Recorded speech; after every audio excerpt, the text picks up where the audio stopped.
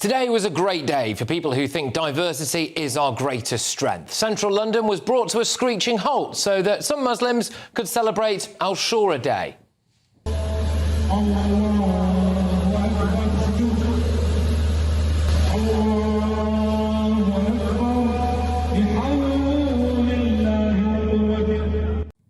So the Metropolitan Police decided to close several major roads so a procession could march through the capital. They said officers are present to minimise disruption and deal with any incidents.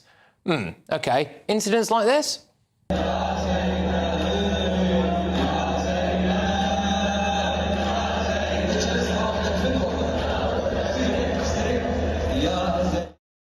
Should probably also point out at this stage that we contacted the Met Police and they told us that no arrests had been made.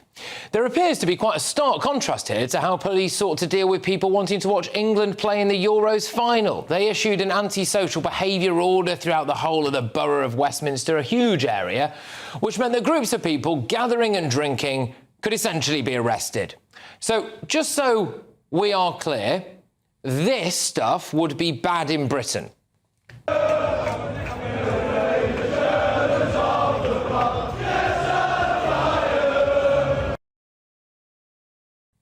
But this stuff is good in Britain. فنادى عليك من السلام أبا عبد الله فأتاه الحسين بأي حلوة فرآه مقطوع اليمين واليسار مرتدا. Look, there's nothing wrong with religious celebrations, but does it just feel like maybe there are different rules for different groups of people? July 18th was a remarkable day in the heart of London, a city renowned for its diversity and multicultural fabric. It transformed into a city of colour and culture as Muslims celebrated Ashura Day. A procession wended its way through the capital. To facilitate this momentous occasion, the Metropolitan Police took the unprecedented step of closing several major roads, ensuring the safety and smooth progress of the procession. Good evening. Yesterday, 3 children were brutally killed in Southport, the third of whom, a 9-year-old girl, passed away this morning. The 2 other girls were aged 6 and 7. They went there to dance along to pop star Taylor Swift. Now they're gone. 8 other children suffered stab wounds, 5 of whom are still in a critical condition, alongside 2 brave adults who were injured trying to protect the youngsters. And today, the Prime Minister, Sir Keir Starmer, was heckled in the streets as he laid flowers at the scene in Southport. Time to change, Starmer. Come on, needed. How many more children? Is it mine next? Got your photos, off you go. Make a real change, Prime Minister. Get someone. Make a real change! Get children! Go away! I just found out my friend's 9-year-old daughter was killed. You're not wanted! You could hear angry locals saying, "Is that it?" in regard to the Prime Minister briefly laying flowers at the scene. And tensions have continued to rise throughout the day. In the last hour, a large crowd has gathered outside a mosque, chanting and throwing stones and bottles at riot police. Officers stood guard outside the building amid chants of "No surrender" and "English till I die" from sections of the crowd. Some police officers have reportedly suffered what appear to be minor injuries in chaotic scenes outside the mosque. A riot van was also set on fire. A police helicopter is also said to be hovering over the area. Well, we can cross live to Southport now, and GB News' reporter Sophie Reaper. Sophie, can you tell me about the atmosphere that's playing out at the moment in Southport?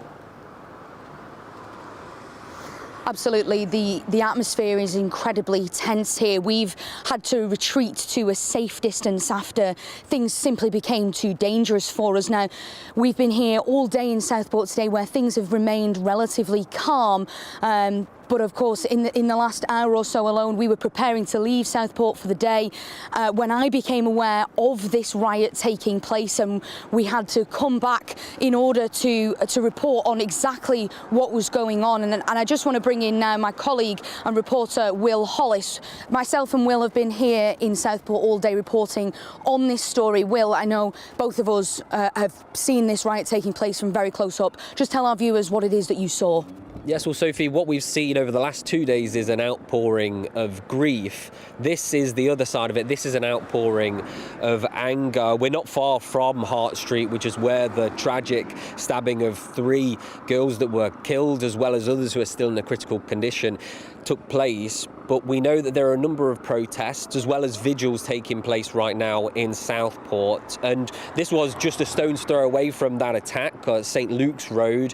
When we arrived, there were people lining the streets, lots of them with their phones in hand. And when we got further down to where it was essentially a riot, there were multiple large police vans. One of them was set on fire by groups of what I'd say is probably hundreds of mainly young men, many of them wearing masks, some older men as well. There were journalists down there similar to us, and people were trying to take their phones and their cameras to stop them from filming what was happening.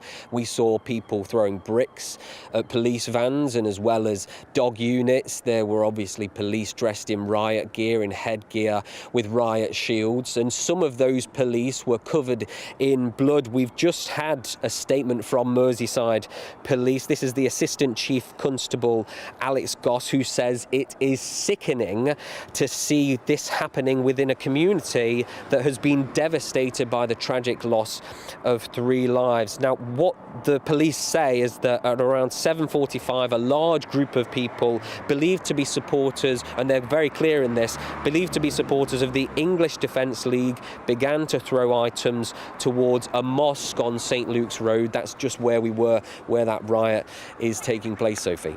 This really is now at boiling point in a community that has faced tragedy over the last few days. It was only an hour or 2 ago that we were in the town hall where there was thousands of people laying flowers. Now we have certainly hundreds of people throwing bricks and bottles, breaking up walls because of their anger.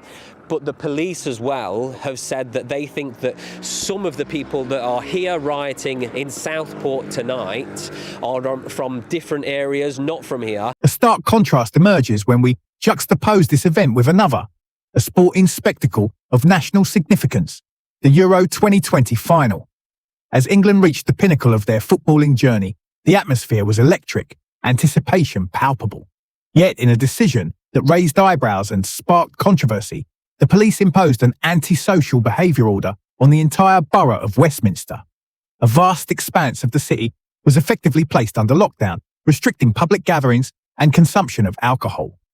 The rationale, as explained by the authorities, was to prevent potential disorder and maintain public safety. And there's been lots of speculation about who did this, the killing of the 3 girls and the attack on the local summer club. And the police are saying don't speculate because they are still finding out all of the answers. And what we're seeing here is that anger displaying on the streets of a seaside town that is here grieving. There are 2 sides to this. I just want to really emphasise here something that Merseyside Police have said today, and that is, as Will said, not to speculate. In a statement earlier, they said that there has been rumours online about who the suspect is. They've told us that that identity is incorrect, and they've asked people not to speculate and to post on social media. This is something that has been re-emphasised by Downing Street because this is something that can often derail and disrupt police investigations. So all of this potential racial the racial issues that are behind this, police are asking people to not go along with this because simply they're saying we do not know, or they have not released yet who that suspect is. They're saying that that he remains in police custody for questioning, but it's so crucial that we do not speculate at this point about who that person is. Now, you can see here behind me, I think, or you can certainly hear a police helicopter that is still flying over the scene. You probably can't see, but there is still the remnants of some smoke in the air from when the police riot van was set fire to. Now, whilst we were close to the front of the fray when police took out their riot gear. That police van, there was a small explosion. As that fire continued to burn, you could see all over the floor the rubble that people had been throwing. So quite terrifying scenes, Will. I think if you live in this local area, now Southport is a seaside town. This is a residential area. This is a town that people come to. Just to our left is the promenade, where there's ice cream shops, there's candy floss being sold, there's fish and chips, there's families enjoying their summer holiday, and yet less than a mile to my right, to your left, there's a riot taking place. How terrifying. Well, I was remarking to the people that we're with how pretty of a place Southport is. It's a beautiful place, and it makes sense why so many people would choose to holiday here. That's a stone's throw away from where people are throwing stones. As we were walking away from the violence and the disorder that we were seeing on the street, we saw people coming out of their homes telling the people that were going towards the violence and the disorder on the street not to come here, to turn around. They were swearing at them, telling them to go away, essentially, in much more curt words than that. And people here don't want this in their community. A lot of the people that were lining the streets were upset about what was happening. But we know on the other side, there is undoubtedly people from this community that were upset, that are angry, but Merseyside police say that many people who they think were involved in what we're describing as a riot here in Southport were not from the local area, that they've come from maybe neighbouring places because they've seen what's happened, particularly on social media, speculation. The world that we live in now, everything is a lot more instant and people can make their minds up about things very quickly, which is why particularly for journalists we have to be so certain with what we're saying is the fact. That helicopter is going back over again. We can remark on the fact that only a couple of days the helicopters going over Southport were helicopters for the hospitals, for the ambulance services, taking young children who had been attacked to hospital here in Merseyside, but also in Manchester. That police helicopter is here for a very different reason, and they're probably trying to track the riot and the disorder which we saw drifting off into the distance. Will, thank you so much for joining us. Truly terrifying scenes here in Southport. We have both been here today, and it seems a real change in atmosphere from heartbreak and from condolences to now anger and asking exactly what and why this has happened in this small seaside town. My thanks to Sophie Reaper and Will Hollis. We're going to stay on this story. We've torn up the running order tonight. This is a massively important story. It follows a tragedy yesterday. 3 young girls killed in cold blood at a dance class. We're going to be speaking to a top cop about what has happened and about the reaction next. It is undeniable that both events presented challenges for law enforcement. The Ashura Day procession necessitated road closures to ensure the safety of participants and the public. The Euro 2020 final, with its potential to attract large, exuberant crowds, carried the risk of public disorder. However, the disparate approaches adopted by the police in these 2 instances beg the question, are all celebrations treated equally? The Ashura Day procession was facilitated, with road closures implemented to accommodate the event. In contrast, the Euro 2020 final was met with restrictions limiting the freedom of movement and assembly for fans. This disparity raises concerns about potential bias and double standards. Is it reasonable to suggest that religious celebrations warrant greater deference than sporting events? Or is there a more complex interplay of factors at play?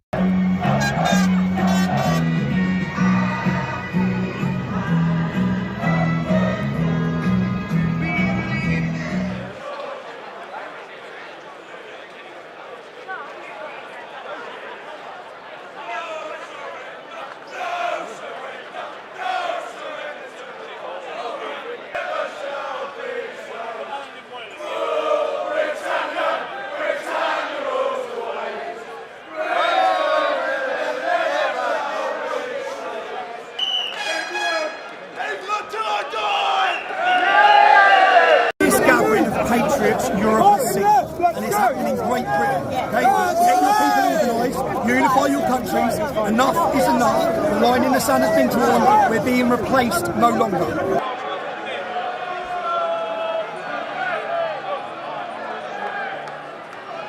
Undoubtedly, the police face a challenging task in balancing the rights of individuals and communities with the broader public interest. Maintaining order and safety is paramount, but so too is the protection of fundamental freedoms. When decisions are made that impact large segments of the population, transparency and consistency are essential. I do wonder if there is a whiff of two-tier policing here. The Met have said that there were no arrests made, and I think there's at least one incident there where maybe they could have done. It's a fair point. Look, I'm not particularly worried about the imagery you showed. Like, I'm not Muslim. I don't bow down to pray like that. I don't wear outfits like that.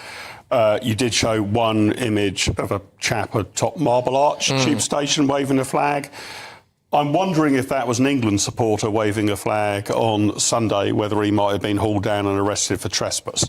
And the two-tier policing, both are fine. The answer to your monologue, Patrick, both are fine. That Islamic prayer is fine, and England fans watch England is fine. Here's what the Met Police said on Twitter yesterday. On Sunday. Please remember there are no outdoor screens showing the Euro 2024 final in central London. Many of the pubs are already full. That was at 5:41 p.m. If you were thinking of travelling in, perhaps consider other options and remember to plan your journey home. Now, appreciating that the pubs being full would not have been relevant to the Muslims, did they send out a similar tweet? No. So the issue for me is I want both to happen, football fans and Islamic prayer. The question I want the Met Police to answer is, are they treating both groups even-handedly? On the prima facie evidence, no. No. I mean, it does come hot off the heels, doesn't it, of J.D. Vance saying his stuff about it was a joke, but, about, will Britain be an Islamist country under Labour? And, OK, all right, look, it was a religious festival and, if it was a group of Christians praying in the street, then, I think we have to be tolerant of religious festivals and religious things like that. There's no quarrels about that. But Adam, I do think that the optics of it are quite stark, and I think that tourists might have been like, what the heck is this all about? And, the road closures and things like our arterial routes at Oxford Street, it was Regent Street, Marble Arch, there would seem to be no qualms whatsoever about shutting those down on a work day as well. Yeah, look, as you said, this isn't a weekend, this is a weekday. This affects the economy. Major roads, major tube stations shut because of this. Now, I'm not religious, but there's only 5% roughly of the population that are Muslim. Why are we allowing the shutting of roads and tube stations for a religious celebration? I wouldn't support that if it was Christian, Sikh, Buddhist or Hindu. I think that is outrageous. And just looking at that, if I was someone that was maybe up London and I didn't know what was going on, I'd feel quite intimidated by the loud noise and the large groups of people marching and whatever they was doing. Let's just remember as well, black cabs in London were not even allowed to show to have English flags on them. I think there's real mixed messages that we're sending. It's like our flag is not okay, religious flags perfectly fine, and I think that's the wrong message. Do you think that's a sign, Rebecca, that assimilation or an integration is working or failing? I think it's a sign that the general levels of policing needed to be different for religious celebrations than from non-religious ones. So the big concern with football is that everybody's drinking. As Mark pointed out, not a big problem with the Muslims, not boozers by trade. So they are not used to having to arrest people in that situation. Now, I don't think that guy should have been on top of the tube thing, and I think he makes everybody else look bad by doing it. But actually, probably the reason no arrests were made is because nobody did anything wrong. Now, the police in this country, I don't like the police. I would defund the police. I think the police are rubbish. But I don't think that they are decidedly trying to avoid... What else is, just to drag it back to that, I mean, obviously there is something wrong with standing on top of a tube station and waving a big flag like that. I mean, some people might think that that is a needless show of force. I don't think it's a show of force. I think it's showing off. And I think if you get enough young men in one place, and that is all predominantly men, somebody will show off. That's kind of true of whether you're doing it for pride, whether you're doing it for any kind of religious situation, or whether you're doing it... If we had won the Euros, I imagine we would have had a similar... people going, we would have closed roads to make a demonstration. We weren't allowed to be in central London. I think if it won, we would have been allowed to. Because this is the other aspect to this. So conceivably, taking this at face value, if a group of 5 or 6 lads wanted to watch the Euros final in a park on their phone and have a few beers. And they got a bit rowdy when England won the Euros, chance to be a fine thing, when we won the Euros, and a police officer had walked past at that time. They could have been arrested. But hundreds of thousands of people marching through the streets of London, flying an Islamic flag and all of that, that's fine. And that to me just seems, well, it's different, isn't it? Well, here's the thing that I think we need to crack, because I'm sympathetic to what... The events of Ashura Day and the Euro 2020 final serve as a powerful case study. They highlight the complexities of policing in a diverse society and the delicate balance that must be struck between facilitating public events and maintaining order. As we move forward, it is imperative that we engage in open and honest dialogue about these issues, ensuring that all members of our community feel valued, respected and treated fairly. Both Adam and Rebecca have said in different ways, I don't like these anti-social behaviour dispersal orders. I don't like preempting what might happen. It probably is true that people watching England on Sunday drank more alcohol than the Muslims who were in Hyde Park today. But that's not for the authorities to preempt. We live in a free country. You should be arrested if you do something wrong. Now, to Adam's point, and to yours, Patrick, about sort of, well, they're blocking up Oxford Street and all of the rest of it. This goes for all demonstrations, in my view. The Countryside Alliance, nurses on strike, all of the rest of it. OK, but, I mean, Oxford Street on the weekend... Oxford Circus is more used to us at the weekend from the economy. So the question is, if you want to run these sort of things, should you have to rent the land? Or do we allow them to do it for free? I do also just wonder if there's a little bit of a blind spot amongst certain people here, OK? Because people... you know, intolerance is a bad thing, right? People see that certain groups of people, or they think, might be less tolerant than others. But if you just take the letter of really any fundamentalist religion, but in this case, it was a large group of people celebrating a Muslim festival, right? So you take the average view of that lot according to the Quran, etc. Well, what are their views on things like gay people, on women's rights? You know, there's obviously been huge issues at the moment when it comes to anti-Semitism as well. And there doesn't seem to be any consideration for any of that. But again, that's kind of what Mark's saying, is that you can't do somebody for something they haven't done. No one wants to raise it, though, do they? But why would you raise it? If any of those people had said anything sexist or done anything sexist... If you were a Jewish person today, walking through the middle of London, that might have felt a bit intimidating, I imagine. No? Yeah, yes. And look, I think going back, imagine that was Tommy Robinson on top of that Marble Arch station waving a big England flag. Yeah, and for good reason. He has a criminal record. He's been arrested multiple times previously. He would have been batoned. Yeah, because he has a history of doing things that are... He's been arrested multiple times. This is two-tier policing. That man should have been dragged down from the Marble Arch station. He should have been asked to get down. He should have been asked to get down and told to get down. And if he refused to get down, then fine. And the same should apply to Tommy Robinson. Yes, absolutely. But if somebody is a known... nationalist or patriotic crusade, and one of his people gets up on Marble Arch Station and waves the St George's flag, I would... He should be asked to get down. But we have seen time and time again. Fine. But we have seen a lot of very strong evidence that time and time again, one group of people, whether that's the pro-Palestinian brigade or whether it's the people that were out there today, and I accept, by the way, that it appears that there was just one or two incidents like that Marble Arch thing today. I don't think there was anything like the widespread disorder and criminality that we've seen at a lot of the pro-Palestine protests, but they are treated completely differently to a load of people who just want to go on to the march. But they're behaving completely differently. There's a lack of... Pride. Okay, but let's use an example of a march I like. I love Pride. Now, you get arrests at Pride, or Notting Hill Carnival. I love Carnival. You get arrests there, right? Because people are smoking drugs, people are having fun. You get, it's not because that is, but it's still fun. It's because there's a lot of people with machetes there. That's the difference. That's fun for some people, Patrick. People each other with machetes, dealing and doing drugs. I mean, absolutely. So the reason that it's heavily policed is because people do things there that are illegal. Now, that is also a non-white festival full of people who are not white, unsurprisingly. This is the same thing. Now, you don't get you're not saying it's two-tier policing between those two. There is no history of people praying for this specific festival causing crimes. There is a history at Notting Hill Carnival. That's why the policing is different. Patrick, from what I can see, there was no suggestion these people were supporting Hamas or Hezbollah or you know, being people wouldn't ask them, anti-Semitic on the obviously, would face they, of as it. well as But they weren't outwardly that's the doing thing, so. People wouldn't ask them. There was no one vox popping them. No, but I But they're haven't just seen any praying.